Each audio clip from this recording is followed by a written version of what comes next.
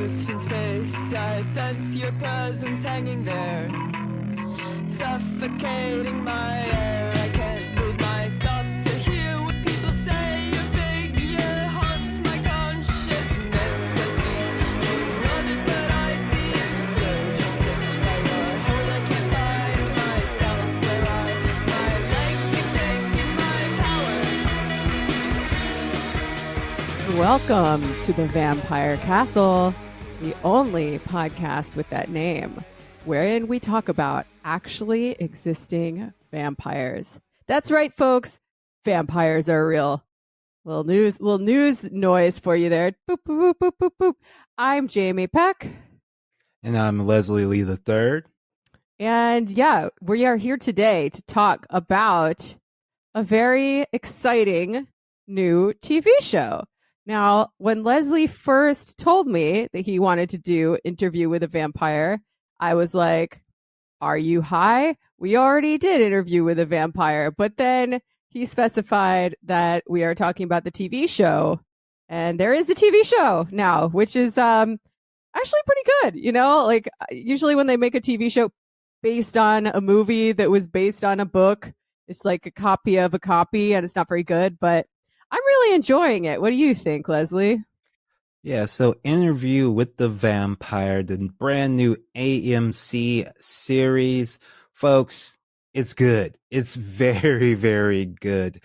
It's better than I ever would have expected. I've heard about the show for a minute. I remember when they announced it, and I think we even talked about the fact that on the show that Louis would be black, which kind of doesn't vibe with the fact that Louis was a slave owner in the original Anne Rice novel from the late 60s. R.I.P. to Anne Rice. I wish she was here. I wish Annie was around to see this amazing adaptation as well as modernization and update of her work, because this show makes a lot of deliberate changes to how both what you see in the original novel and what you might expect from the film version of Interview with the Vampire, but it also makes several nods to Neil Jordan's vision of the novel, and it also is bringing elements from the entirety of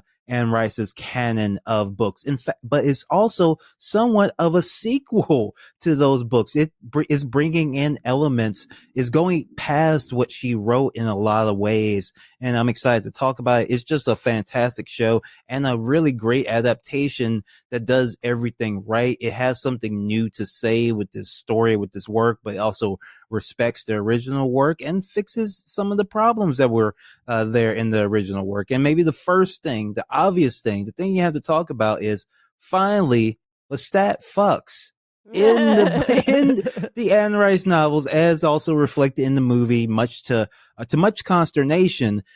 All the sexuality is, innuendo and implicit, but it's not explicit. Is in fact made explicit in the novel is that vampires cannot fuck. We talked about this on the show.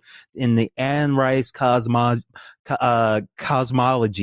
vampires canonically cannot fuck, cannot have sex. But this show, this new TV show, which is, it's a prestige TV show. You gotta have some fucking in it if it's going to be a prestige TV show. And they let the vampires fuck. There's no magical. So the reason they can't fuck in the book is because like their bodies are technically dead. That's also why they cry blood, and their fingernails are fucked up. And so their sexual organs just don't do anything, but they don't miss it for any reason. And there is, of course, this undercurrent of, sexuality, homosexuality in the novel, but it's never explicit. But the show does make it finally explicit, and it works. Hell yeah. Vampires getting their fuck on. I'm sure it's going to be controversial for people who are like, no, vampires can't fuck. This is canon. I'm a miserable nerd and I've never fucked. Why should vampires fuck too? But like these vampires can fucking have it all. They can have the blood drinking, which is a stand-in for fucking, and they can have the actual sex itself. Yeah, I honestly don't think most Anne Rice fans are complaining about seeing some fucking. I think this is the number one thing that they have wanted their entire lives All is right. no longer just a fanfic. It is now canon, high quality with prestige TV production. Louis and Lestat do actually fuck. I stand corrected. So, okay, that's pretty cool. There's some hot fucking, there's some hot threesomes. Spoiler alert. I mean, spoiler alert for all of this, obviously. Um, but I wanted to ask you, Leslie, because I figure you might have a take on this, and maybe I'm just being a dummy.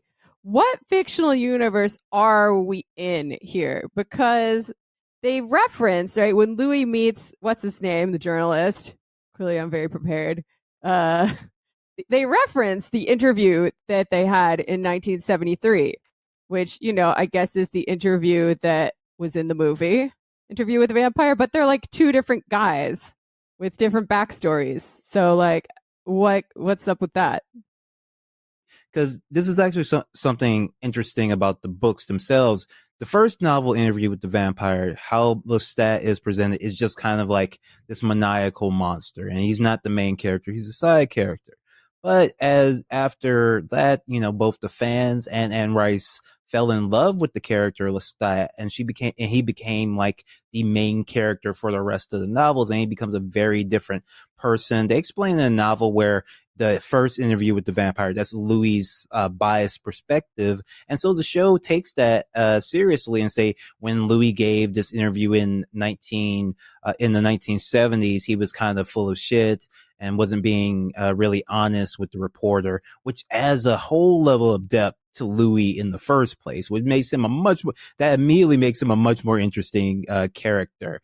And now they're going back and doing this interview again, and they've said this in the bonus footage that this show is going to cover the Interview with the Vampire stuff, but also moving on to stuff that happens in The Vampire Lestat, Queen of the Damned, Tale of the Bayou Thief, all the rest of the Anne Rice vampire novels, which some of those events may have already happened by the time we're seeing this conversation. That's why I said perhaps this show is in some way a sequel to the Anne Rice novels, or it may be taking place at some point during where the novels occur, because Louis doesn't actually have that much to do while for the rest of the novel. So this may be taking place at some point. In fact, there is some kind of reference where Louis says he wants to talk to the reporter. I believe his name's Daniel.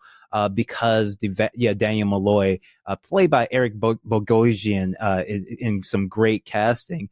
And he wants to talk to him because he's saying the vampires who, live around the world are planning to make some moves, which is something that kind of happens once you start off with like Queen of the Damned, which is the third Anne Rice, Vampire Chronicles novel. And when you get to Queen of the Damned, Lestat exposes vampires and vampirism to the world, and some of their machinations start becoming public. So this show may be taking place in that context, or maybe taking place a little bit after some of that stuff happens. I see. I mean, I don't really care that much, but it is good to know. I was just like, whatever. Whatever this is, I'm accepting it. It shows what a Philistine I am. My only reference point was the movie, because I have not read the books. Oh, the books are wonderful. I highly recommend them. But that is why this show is kind of exciting, because they are taking a risk by this whole added layer of this time jump from the original interview to this future, to these scenes between Louis and Daniel that just don't exist in Anne Rice's novels. Like, they have to make up all that stuff on their own, which, as we know with adaptations of things like Game of Thrones, usually when you get, some TV writers trying to fill in the blanks for novel writers, it rarely works out. But it's working in this show, because they've added a lot of layers to Anne Rice's work and improved upon it in a lot of ways. I think maybe the biggest, most significant way for me is the element of race in the show, which is completely absent in the novels and the storytelling of Anne Rice, from what I read, for the most part. There's a little bit there. Obviously, there's slaves there, but they don't linger on this sort of thing in Anne Rice's work, and this show really addresses it, and I think in a way that's both entertaining and hey, has some good political suggestions, if anything else, if nothing else. Also, like, it makes sense, right, that there might be sort of a nobly born black guy in New Orleans at the time that this takes place. Like, it's not totally far fetched. It's not like, like a fantasy series when some people are just black and it's not a part of the story in any way. Yeah, so the novel takes place in the late 18th and early 19th century, and this show is taking place in the 1910s, and bringing some real history to there, both when you're talking about the specific racial discrimination Louis and his family faced, but also things like, gentrification, redlining, or the Jim Crow laws, black ordinances. All this shit is in the show, and that's just not in the books, and they bring it in the show in such a well done way that even if you took out the vampire stuff, this would be a pretty interesting, especially the first couple episodes, like a pretty interesting, like, kind of gangster show, like they made Louis a G in this, where he was just a slave owner, a sad slave owner in the original. Like, he has a personality, he has a purpose, he's a pimp, literally. He has something going on much more interesting than Louis of the novel ever has going for him. Well, he's a capitalist. Let's not put too rosy a face on it. But he's certainly a more interesting, certainly a more interesting and enticing to watch kind of capitalist, which is nice because it sort of balances out the more like wet blanket characteristics of his character. Jacob Anderson's performance, I think, is great, is fantastic. I like Brad Pitt as Louis, but he did not have nearly as much of a character to play, and Jacob Anderson, they've made a much more, nuanced character, more layered character, and his interactions with his family and his brother, like some of that stuff is just really well done, nighttime soap opera writing. And I just think this show really gets me to care about these characters in a real way. But before aside from any of the vampire stuff, before they even get to the romance stuff or any of the adventure stuff, I just am interested in the characters. That is always a good sign. I just started. Okay, I'm not going to finish it, but I just watched one episode of The Watcher by accident the other night on Netflix because I'm like, oh wow, this has a lot of famous people in it. I bet it's good. And it was fucking awful. And, one of the reasons why it was awful was because I did not give a shit about the characters at all going into whatever fucked up stuff was about to happen to them. I mean, that's the fault of the writers. It's the fault of the director, I think. I wouldn't really blame it on the actors, although some were better than others. But that's always a good sign when before anything even happens, you can sort of identify with and care about what happens to the characters. Where shall we go from here? There's so much fascinating stuff going on here. There's the present. You want to talk about the present a little more, where he's living in Dubai? Yes, we want to talk about tech bro Dubai Louis in his fucking keep with a compound with a stable of fuckboys. He's just out there cooling in the desert. It is strange that a vampire would pick such a sunny place to stay, but well, he's got the technology. It. Yeah, he's got that tech. He's got that dimmer switch that he's got that hooked up to his Alexa. I guess he's fine. He wants a chance to really try it out and make sure that it works. Because if it works in Dubai, then it works anywhere. It works anywhere. It's he's got this apartment with these, I guess, high-tech windows so that they screen out the UV rays of the sun, but he can still see out of them. I think that's what that's supposed to be.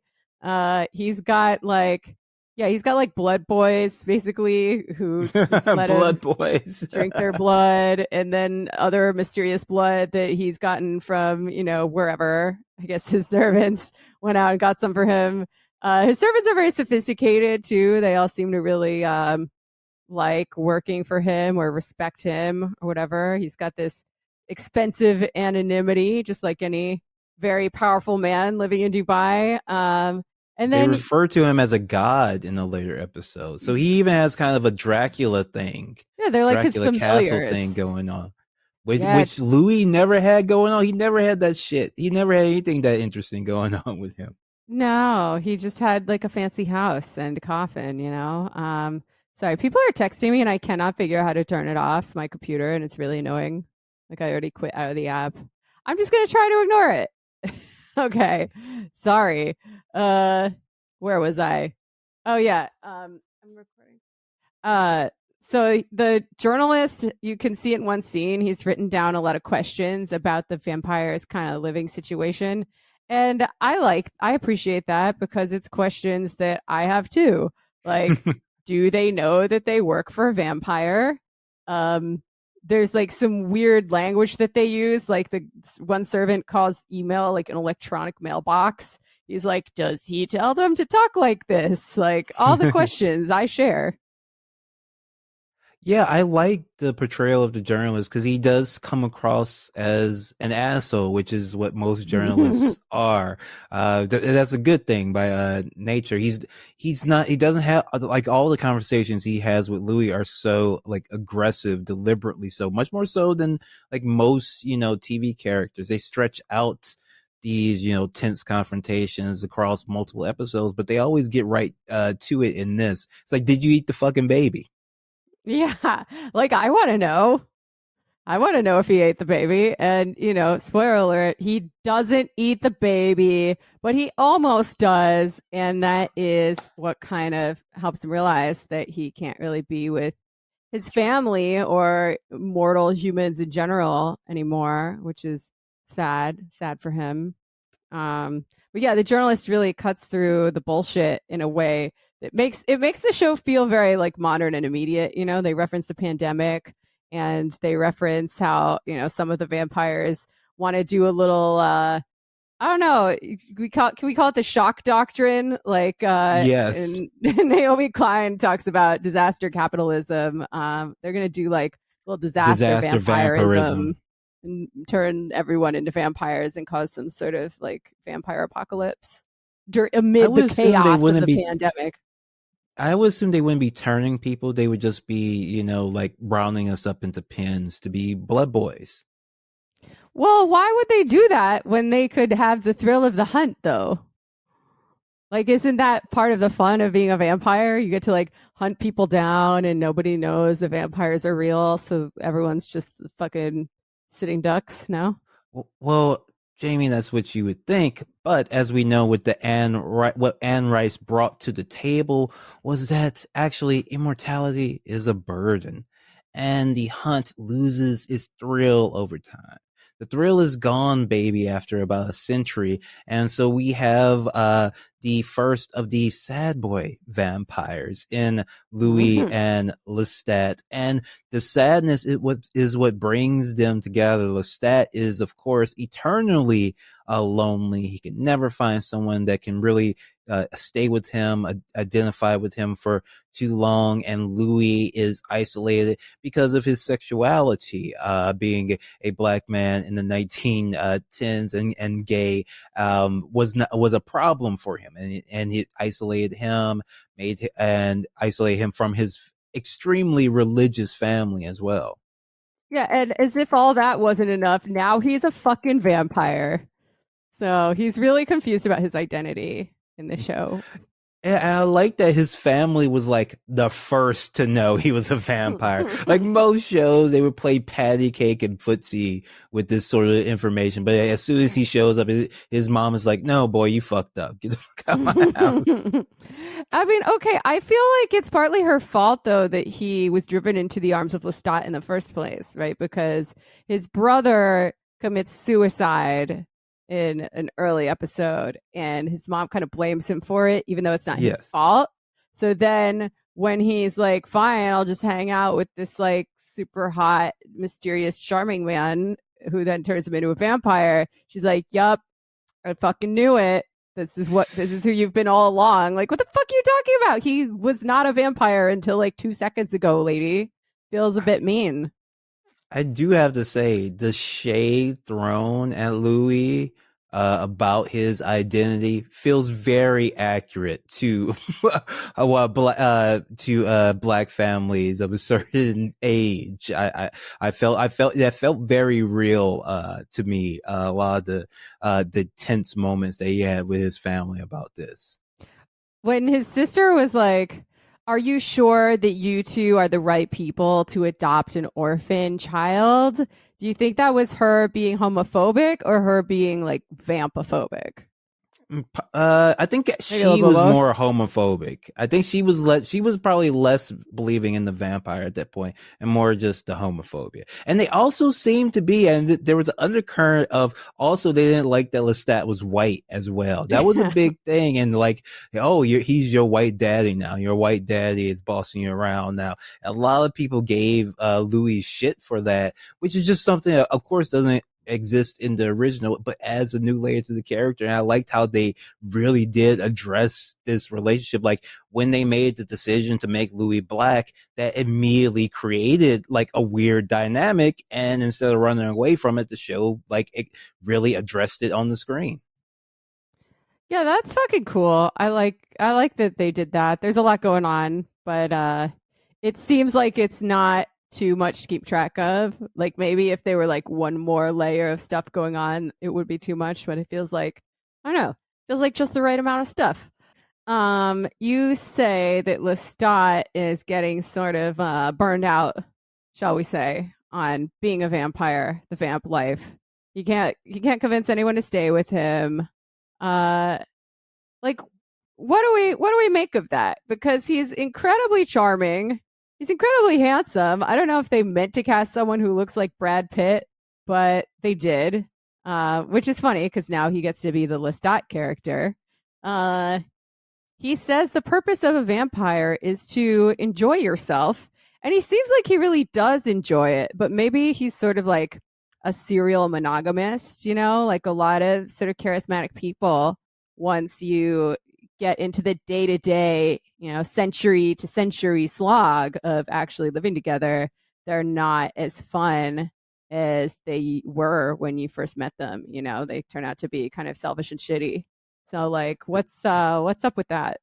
As you've exactly called it. He always turns out to be a bit more selfish and a bit more shitty, and people end up getting sick of his shit and leaving at him, and so he always ends up alone, no matter how wonderful he is. And the closest he ever really feels to people. And the show, I like that the show added more of this in. The movie kind of left this out, and because it's not really in the original book, we learned this later on in books like The Vampire Lestat.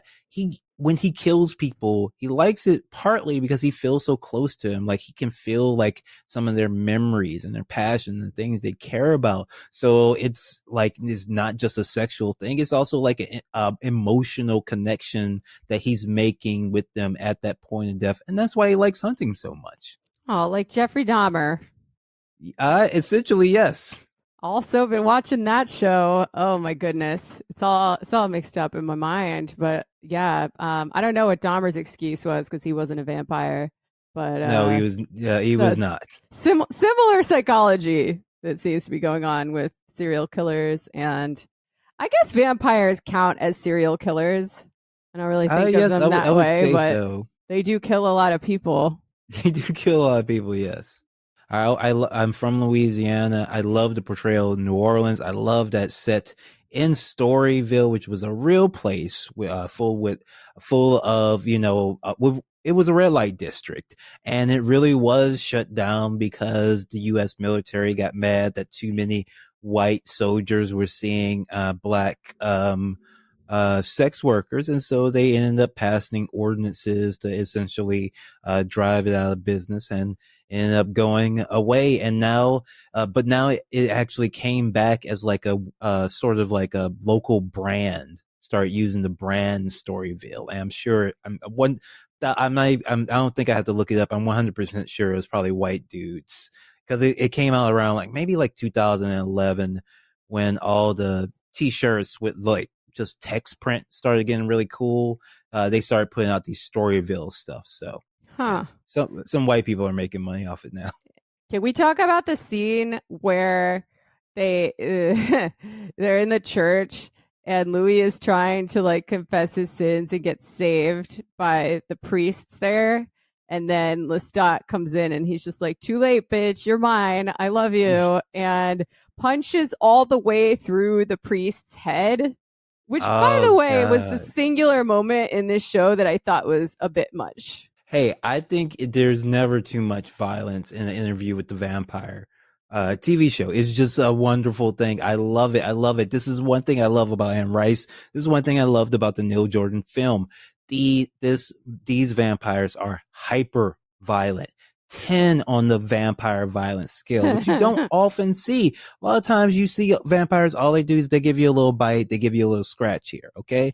This ain't no Christopher Lee joint. These vampires rip people apart, rip each other apart. It is a bloody gore fest, and I love the gore in the show. I think it's living up to my expectations and what Anne Rice, R.I.P., intended.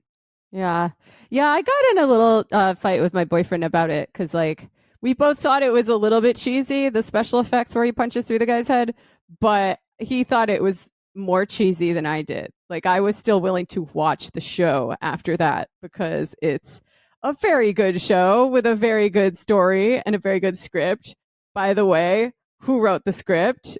Is any of it taken from the original Anne Rice? Because that would explain why it's so good.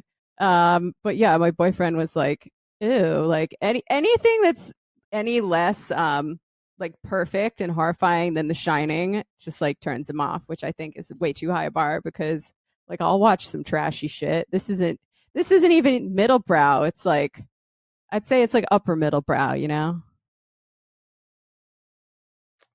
Yeah, I really enjoy it. I think it's a high quality show. I think it's like might be like the best show on TV right now. That's how much I enjoy it. Very few shows I think are better. And it reminds me of one of my all-time favorite shows, Hannibal, which I think Oh. might be is just the perfect show. And I think this show takes a lot of cues from it, of course, with that Lestat and Louis relationship being very similar. You know, that is a good comparison. I hadn't thought of that before you said it. I mean, Hannibal is a much weirder show, I think, with much weirder vibes. And there's some shit that happens that you're just like, what? This show makes a lot more sense than Hannibal. But I do get what you're saying about the sort of like older, creepy mentor mentee kind of relationship. Um, but, you know, importantly enough, Hannibal never fucks. What's his name? Little squirrely guy. Will Graham. Yeah. So this show has something on that one in that sense. In the area of fucking and also making sense and also vampires. We do see that Lestat kind of does do, I guess vampires in this universe do like Hannibal like kills because he like hangs, who's he hang there? No, Louis. It's Louis who does the fucking Hannibal shit. Yeah, Yeah. where he kills the fucking racist alderman or whatever and hangs him like half his body on the fucking gates or some shit. Yo, that was so That cool. was fucking wild. That was gnarly.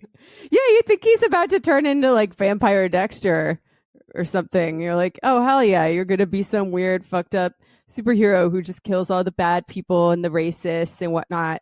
But then he gets tied down, just like many people have throughout the centuries when he has a daughter to look after. He can't do any of that cool anti-racist murdering anymore because he's got Claudia to think about. Even before that, the anti-racist murdering ends up backfiring because that Yeah. is what ends up in this story. This isn't. I don't think this really happened. Ends up causing Storyville to get burned down. His murder invokes this racist mob to come and burn down all of Storyville. And I was expecting him to maybe vamp out and just start killing like everyone, but Mhm. that's not who Louis is. And I think the show could have been a little bit more explicit about the difference in power levels between Louis and Lestat because Lestat is like a lot more powerful than Louis. Lestat could have killed, 10, 15, 20 people all by himself, but Louis probably at that point should not have been able to. The show could have been a little bit more clear about this, and that would have made that scene a little bit, his inaction in that scene a little bit more understandable. Yeah. Yeah, that makes sense. I guess I hadn't really thought about it like that. Of course, I'm always trying to determine the politics of a show with relationship to my politics, which is probably a mistake. But I was like, what are they saying here about propaganda of the deed? Are they saying that violence is never the answer and it only begets more violence? Or are they simply saying that, one lone wolf act of violence does not an insurrection make? And if he really wanted to, change things, have a little social revolution in this country, he would have to get a lot more of his people on board first before, doing the war of maneuver and actually starting to kill. Yeah, do you mean by his people, do you mean black people or vampires?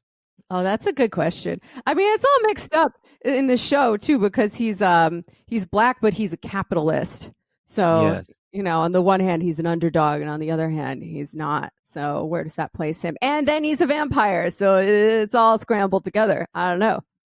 Yeah, the creators of the show were very clear that they do not think Louis is a good person. And they kind of want, and he's miserable for a reason because it does take advantage of people, and he's a pimp and he's a scumbag, and that's why he's so miserable. And that's what Lestat ends up falling in love with for some reason. Louis's ability to be disgusted with himself, Lestat finds intriguing. Hmm.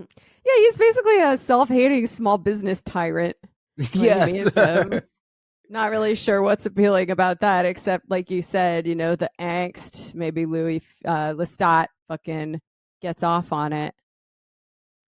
Yeah, he I'm gonna say he clearly probably does. does because Yeah. They we've watched many scenes where he literally does. yeah, I don't know if the line is coming or not, but there is a line from the book where Lestat tries to tell Louis, "Oh, the only reason I made you a vampire is because I wanted your house." And That is like a so really mean. yeah, the really mean line. I don't know if that's coming or not. That might be. But it is a lie, obviously. I mean, yeah, he fucking loves him. He can't deal with his own feelings, his own emotions for another human being, which is, also quite relatable on some level, because at any time he declares his love for him in the first episode, and that can make you vulnerable, even if you're a 200-year-old vampire or however old he is.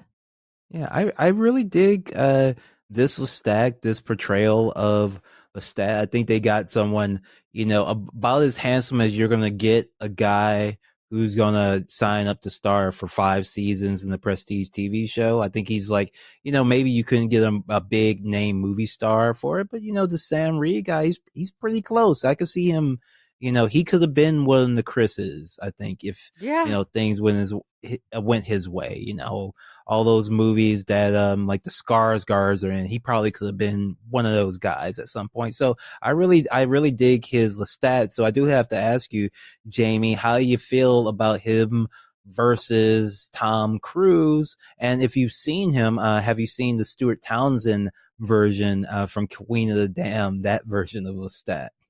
I have not seen that version of Lestat. I have seen Oh, the Tom Jamie, Cruise you have to version. see it. It is so new metal. Jonathan fucking Davis from Korn does the music for it, and because Oh my Lestat has a god. band, and Jonathan Whoa. Davis does the music. He made the 4 original songs for Lestat, and they're all in the movie. They have music videos and stuff. It is a wild film, very, very of its time. Unfortunately, so because the fashion of the era just does not age, where Mm-mm. everybody looks like the character. Everybody looks like they're dressed like the characters from like what's that video? Steal My Sunshine video or some shit Oh like my that. god. You You know, like know, not good looks at that time. I definitely still have a few items of clothing from that time period. So, I think they're back. I think they're coming back around. I've just been waiting since then. But I do see young kids these days dressed like they lost a fight with a late 90s hot topic. So I'm happy to be vindicated in never getting rid of anything. But the Lestat character, yeah. I don't know. I like the Tom Cruise one. I like this one too. He's very charming. He's got these like I just watched what's it called? The movie about Oscar Wilde with Rupert Everett. He's got real Bosie vibes. Bosie is like the evil twink that Oscar Wilde was in love with for his whole entire life and had a relationship with and fucking went to jail for and eventually died from complications from some infection that he got in prison. So basically he died for this motherfucker. And he kind of has vibes like that, you know. He's like an evil twink with a picture in the attic. He doesn't age. He's the person that he based the Dorian Gray character on in a portrait of Dorian Gray, picture of Dorian Gray.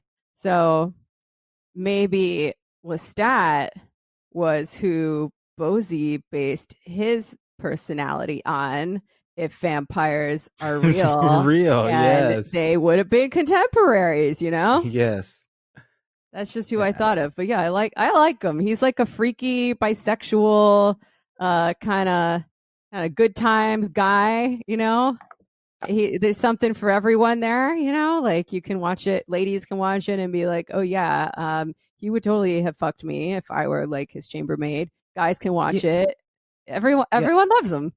Yeah, I like that the show the movie tries to do this, but it doesn't have a ton of time to do it. It makes it clear that like people like Lestat, Lestat is the guy who can go to the jazz club and hang out, and he is a man of the people, and that's the thing that he always loves, and that's part of the reason why he kills so many people because he loves people so much. Yeah. He can play the piano.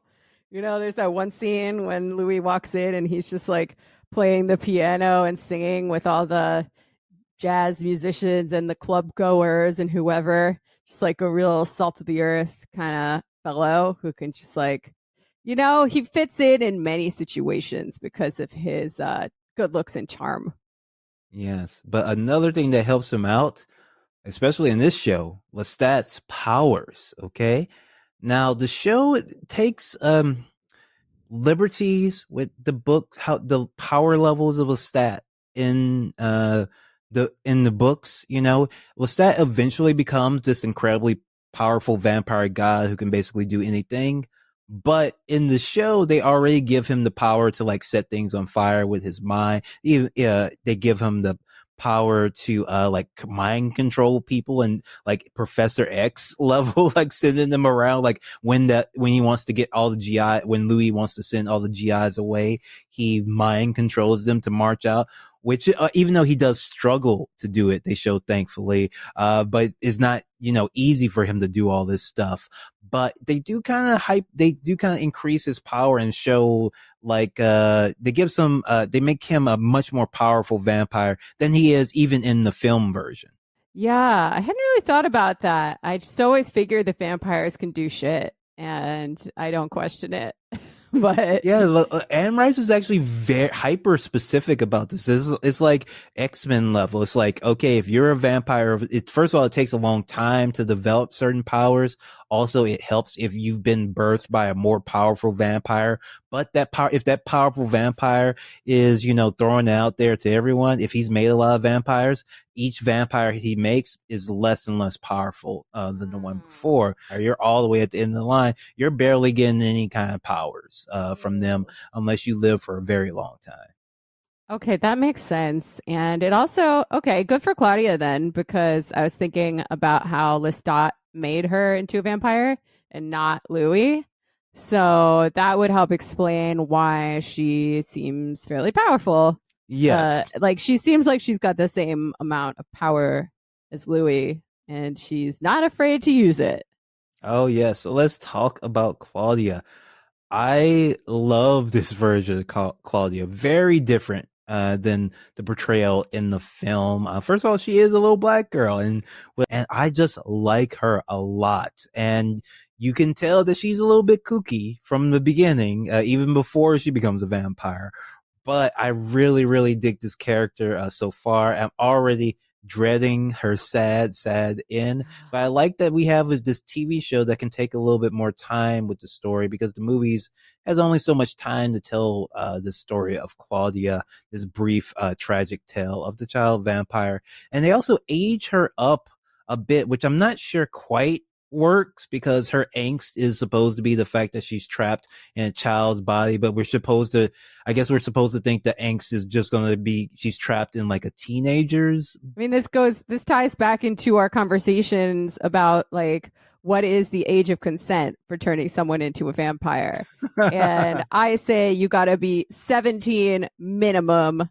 Like you want to have an adult's body because it's really going to suck for you when you're like 100 years old and you still look like a little kid and you maybe like want to get your fuck on and someone might want to do it, but you know, no one that you would want to have sex with wants to have sex with you because you still look like you're 12. Yeah, in the novel, she is 5. Oof. Wow. So they keep aging her up then. Like Kirsten Dunst's version of her was like what, 12? Yeah. And then this version is like Oh, I guess she is supposed to be 14. She is supposed to be 14, but she's played by like an adult. She's like 18. But yeah, she is supposed to be 14 in the show. Well, I'd say that's too young to become a vampire still. I think a lot of the same issues would apply. And 14 might even be the worst age of all because it's the age when you're really like starting to feel like your body's changing. You're in are 14-year-olds in middle school?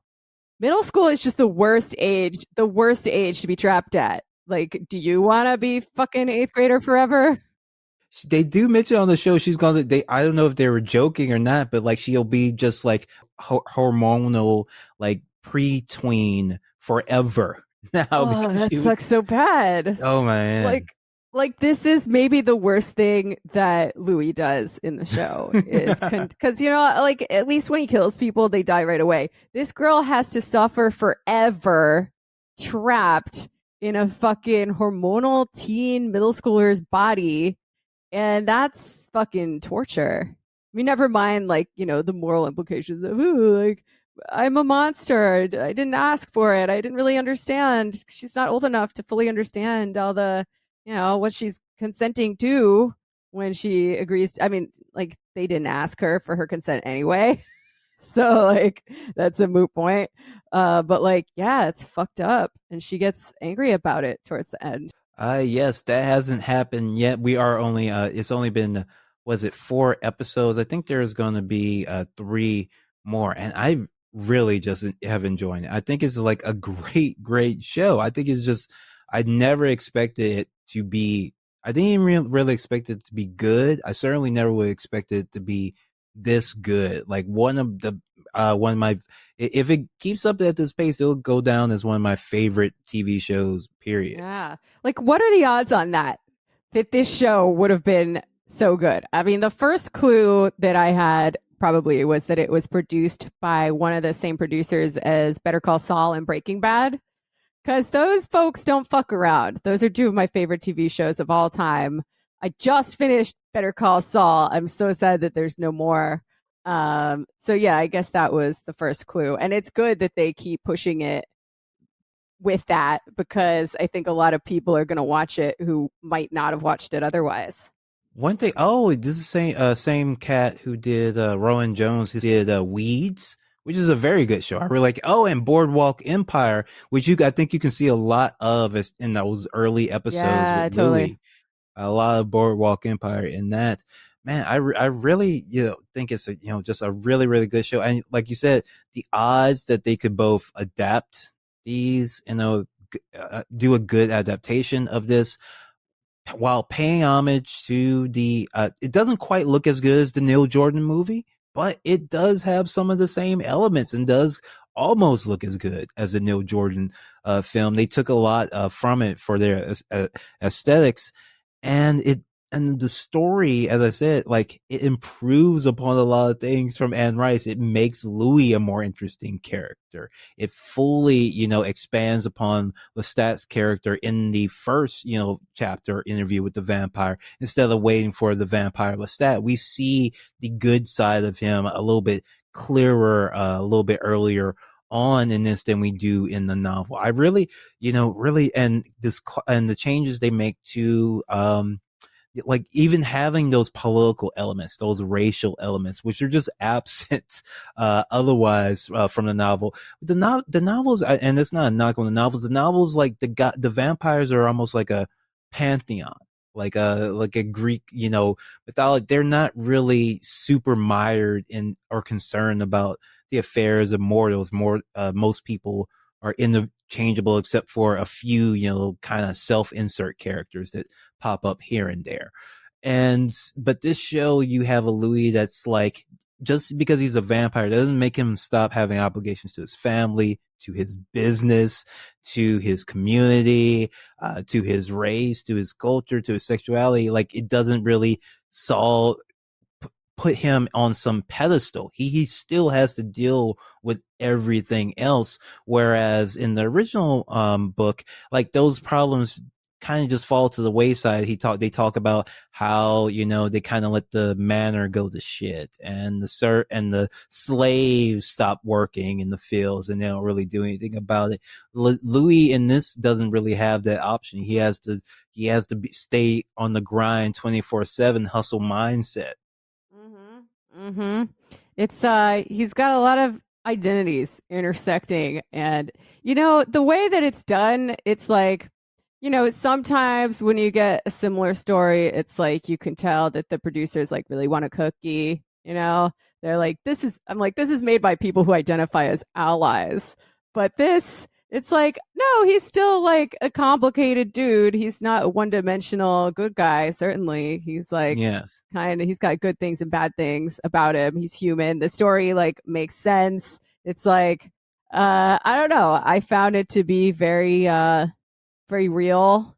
And I guess that's a weird way to describe a show about vampires. But it's like, yeah, this is like much like the movie, much like the Anne Rice books that I haven't read. Very realistic depiction of what it's probably like to be a vampire. Yeah, absolutely. Well, I highly recommend this TV show if you're at all interested in vampires, or even like good prestige TV show. You mentioned Breaking Bad. I think the pace of this show is one thing that stands out. Like, they are keeping it moving in a way that I don't think Breaking Bad really does, or a lot of shows like this really do. Like, they do not fuck around. They are not wasting your time. And all the things that they add in from the books are like good, interesting drama. And like, I haven't been bored 1 minute of this show. I've never been watching a scene and asking, why are they showing this? Why are we watching these two people talk in this room? Like, there's always something interesting happening. Yeah. No, that's a good point. I guess it's shorter than Breaking Bad, so they kind of have to pick up the pace a little bit.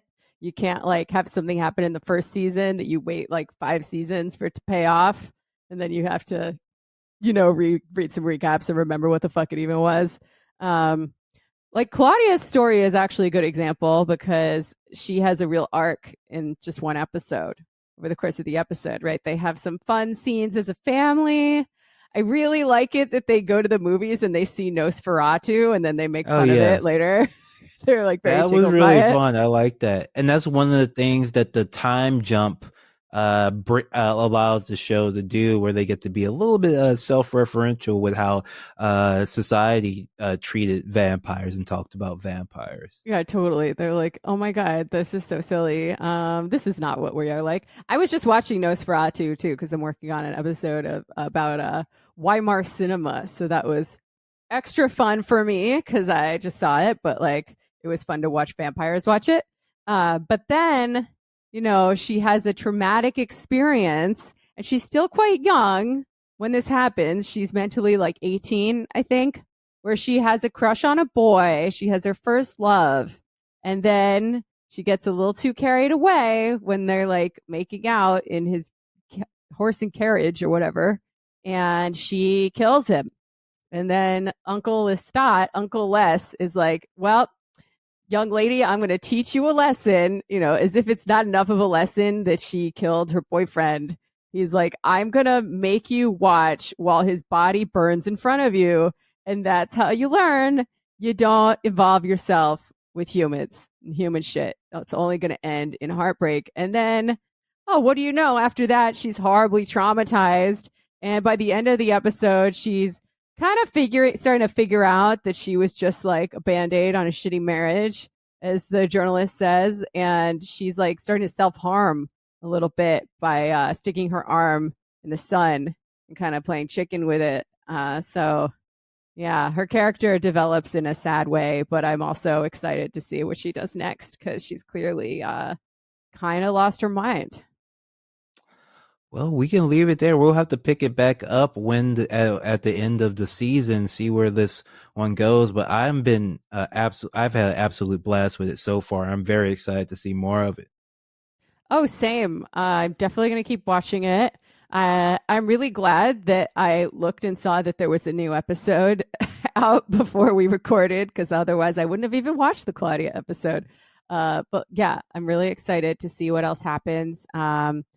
Just so many good lines in it. Like, okay, one final thought, Leslie. I wrote this down when he said it. When he goes, "Take a black man in America, make him a vampire, fuck with that vampire, and see what comes of it." And I'm like, hell yeah, fuck around, find out. That's what this show is all about. Absolutely, folks. That was Vampire Castle. Thank you so much for listening. Have a spooky one. Good night.